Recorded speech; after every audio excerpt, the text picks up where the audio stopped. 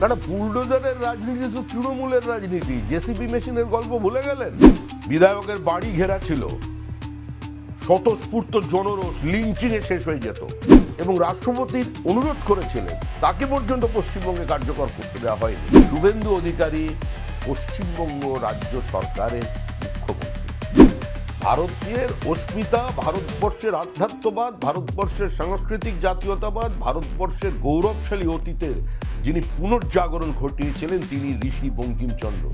বিজেপির নেতার গাড়ি ভাঙচুর, বিজেপি নেতাকে রাস্তায় ফেলে লাথি ঘুষি চড়, তারপরে দাঁড়িয়ে ওই ওদের কে একটা বোম্মাদে যে আছে একটা কে, হ্যাঁ কি নাম যেন, ও আবার একটা সময় যাকে হারমাত বলে ডাকতো তৃণমূল কংগ্রেস, কি বিবৃতি দিয়েছিল, গাড়ি ভেঙেছি হাত পা ভেঙেছি এবার মাথা গুঁড়িয়ে দেবো।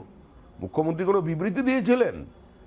বিজেপি ক্ষমতায় এসছে বলেই এরা এখনো জীবিত আছেন, কিন্তু প্রয়োজনে আমাদের কর্মীরা অন্য ভাষাটা জানে। রাজ্যে কোথাও কোনো খুন হয়নি প্রতিহিংসার কারণে, যা হয়েছে তৃণমূল কংগ্রেস বিজেপি তিনজনকে খুন করেছে আর বাদবাকি তৃণমূলকে মেরেছে। উত্তরবঙ্গের একজন কর্মীর বাড়ি ঘিরে ফেলেছিল, বিধায়কের বাড়ি ঘেরা ছিল, স্বতঃস্ফূর্ত জনরোষ লিঞ্চিং এ শেষ হয়ে যেত। আমরা দায়িত্ব নিয়ে তাদের সেখান থেকে সরিয়ে দিয়েছি, কারণ এই রাজনীতির আমরা শেষ দেখতে চাই। সরকার ঠিক করবে কবে ইউসিসি চালু হবে। পার্টির ঘোষিত অবস্থানের কথা আমি বলেছি। আমরা তো কোনো লুকিয়ে কাজ করি না, কোনো হিডেন এজেন্ডা নেই। আমরা বলেছিলাম যে নারী সত্তা বিরোধী, সাম্য বিরোধী 3 তালাক বাতিল হওয়ার প্রয়োজন আছে, আমরা করে দেখিয়েছি। আমরা বলেছিলাম 370 ধারার বাতিল চাই, আমরা করেছি।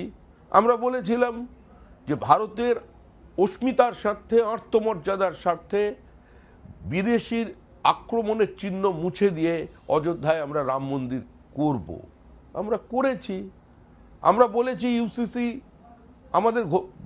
আমাদের ঘোষিত অবস্থান, তা আমাদের সরকার ক্ষমতায় এসেছে, করবে।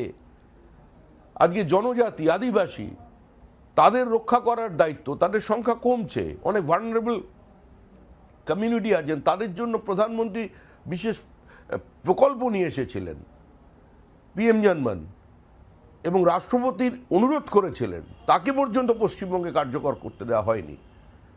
আদিবাসীদের সুরক্ষা, তাদের সংস্কৃতি, তাদের বহমানতাকে একদিকে রেখে অন্যদিকে ইউসিসি।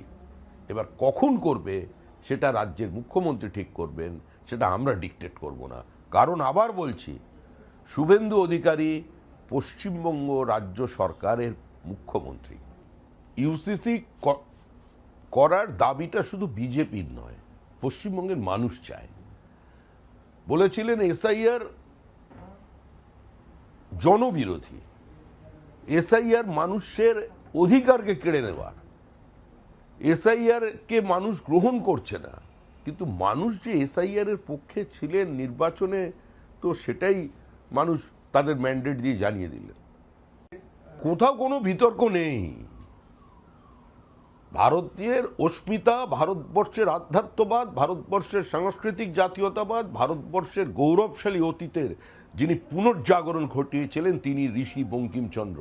তার উপন্যাস আনন্দমঠ, তার দেয়া বন্দে মাতরম সারা ভারতবর্ষের মানুষের হৃদয়ে কার্যত একটা অন্য ধরনের রক্তনাচন শুরু করে দিয়েছিল। শুধু সেই বন্দে মাতরম যে উচ্চারণ করে ফাঁসির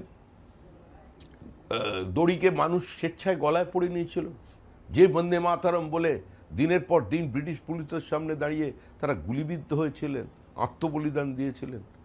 আজকে তো 150 বছর পূর্তিতে আজকে এই সিদ্ধান্তকে আমরা দলের পক্ষ থেকে স্বাগত জানাচ্ছি। আর এগুলো সমস্তই ঘোষিত অবস্থান, এগুলো হবে। অতীতে কি হয়েছিল সেটাও মানুষ শুনবেন, আর এই প্রজন্মও জানবেন যে ইতিহাসটা তাদের ভুলিয়ে দেওয়া হয়েছিল। ডিস্টর্টেড ইন্ডিয়ান হিস্ট্রি ভারতবর্ষের একটা বড় সমস্যা। এই সমস্যার বাইরে আজকে গোটা ভারতবর্ষকেই নিয়ে আসতে হবে, দেশকে নিয়ে আসতে হবে। এটা মনে রাখবেন, আমরা শুধু রাজ্যের বা দেশের সিলেবাসের কথা ভাবছি না, ক্যারিকুলামের কথা ভাবছি না, আমরা গোটা পৃথিবীর সিলেবাসকে বদল করবার কথাটাই আমাদের এজেন্ডা। এবং সেই লক্ষ্যে আমরা কাজ করছি। কে কার ইচ্ছা কে করে দিলেন পয়লা বৈশাখ কোথা থেকে এলো?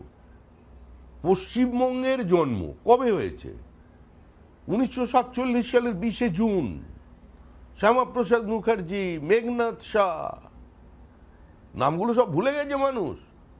রানী জ্যোতির্ময়ী, শিবেন্দু শেখর রায়, কংগ্রেসের সমস্ত হিন্দু বিধায়ক, এমনকি কমিউনিস্ট পার্টির জ্যোতি বসু, রতনলাল ব্রহ্মণ, তারা সেপারেট হিন্দু বাঙালির হোমল্যান্ডের জন্য প্রস্তাবের পক্ষে ভোট দিয়েছিলেন।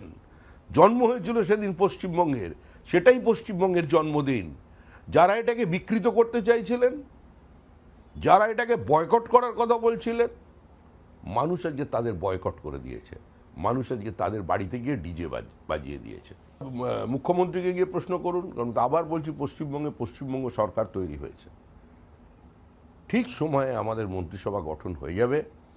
আপনারা এই নিয়ে চিন্তিত, এটাতেও আমার খুব ভালো লাগছে এবং আনন্দও পাচ্ছি যে আমাদের মন্ত্রিসভা গঠন হবে এই জীবনে আমি দেখতে পেলাম, এবং সেটা নিয়ে আমাকে প্রশ্ন করছেন।